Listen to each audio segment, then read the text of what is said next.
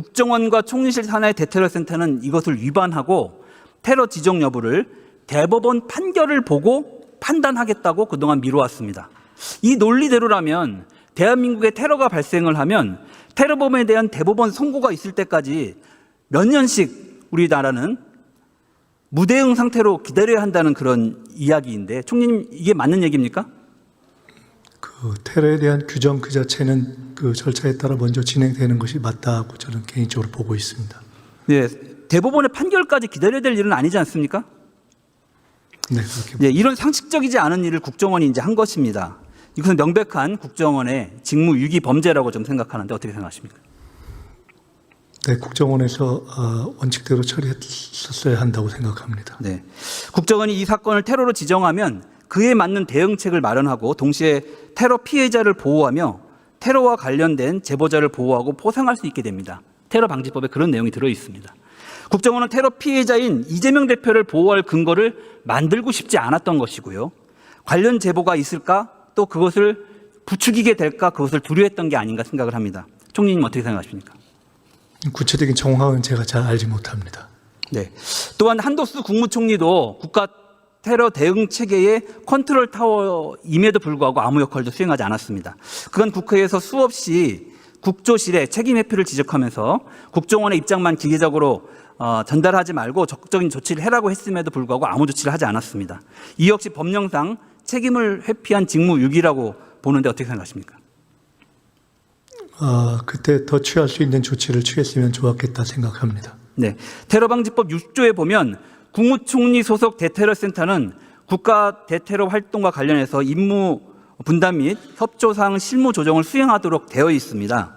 총리님, 국무총리 직속의 대테러센터에서 실무 조정을 할 수 있게끔 한 입법 취지가 무엇인지 혹시 아십니까? 국정원에서의 테러 규정이라든가 관련만으로 맡겨놓지 않고 그 권한과 여러 활동들을 좀 분산시키려고 하는 것 아닌가 생각합니다. 네, 그거 좀 더 강력한 의미가 있다고 생각을 하는데요.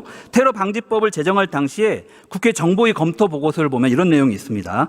테러 대응의 실무적 역할을 담당하는 대테러센터를 국무총리실 소속으로 두어서 국정원에 대한 권한 집중을 막기 위한 것이었다라고 되어 있습니다.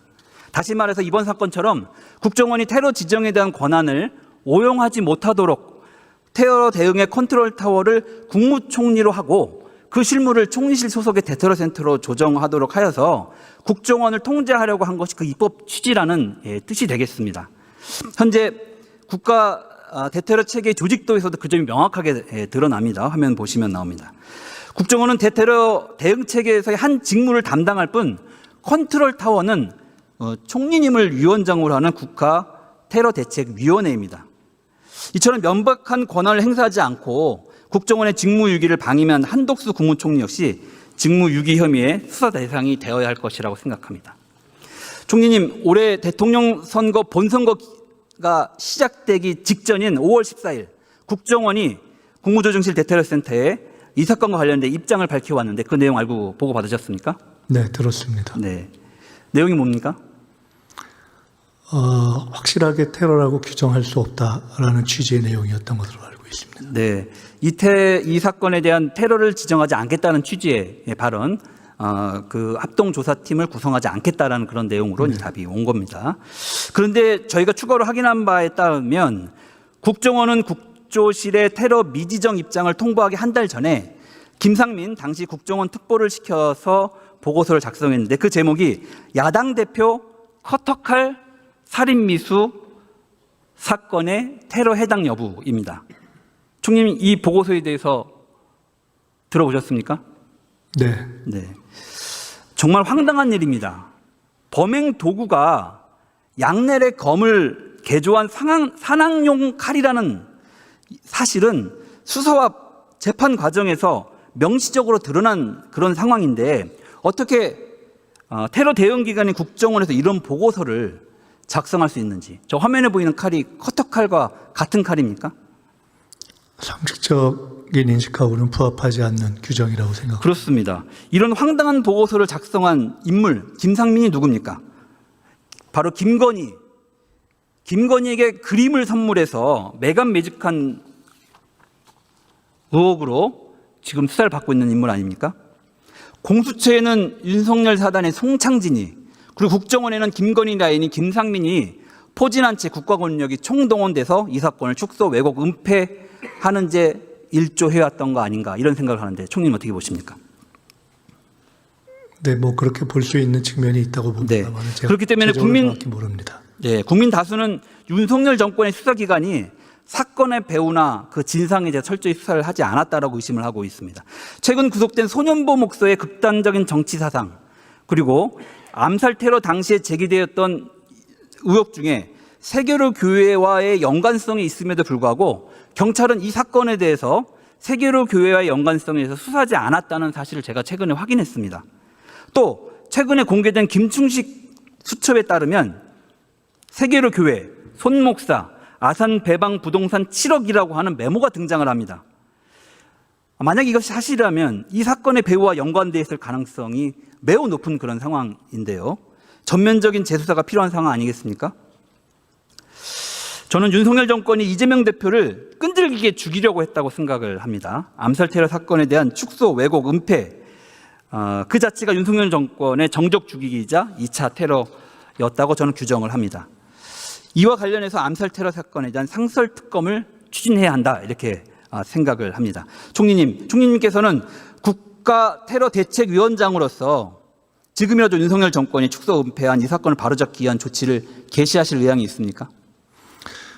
우선 가장 첫 번째 중요한 것이 테러에 대한 규정 문제입니다. 근데 아까 말씀 주신 여러 조항도 있고, 근데 동시에 그 테러에 대한 규정은 국정원에서 한다는 규정이 또한 같이 병존합니다.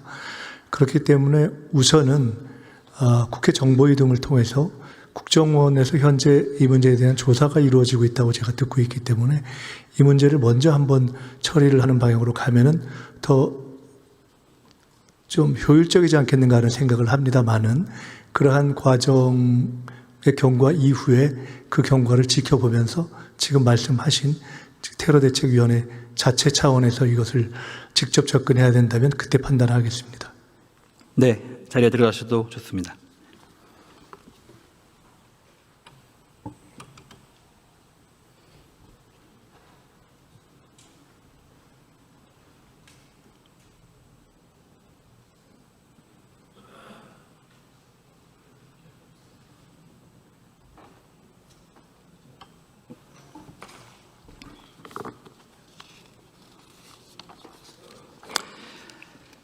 이 사건의 테러 지정 검토는 다른 정치 테러로 대한민국 민주주의가 위협당하는 것을 예방하기 위한 일입니다. 대한민국 현대 정치 사상, 정치 테러가 적기에 진상규명된 사례가 없습니다. 연영 선생의 암살 사건은 27년 만에, 김구 선생 암살 사건은 46년 만에, 그리고 김대중 대통령 납치 사건과 장준하 선생의 의문사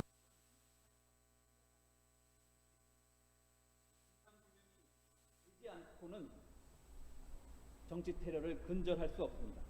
이재명 대표에 대한 암살 테러 사건만큼은 반드시 적기에 진상을 규명하고 정치 테러 근절을 위한 초석으로 삼아야 하겠습니다.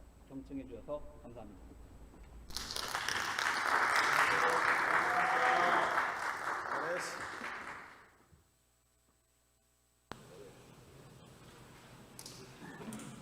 손준호 의원 수고하셨습니다.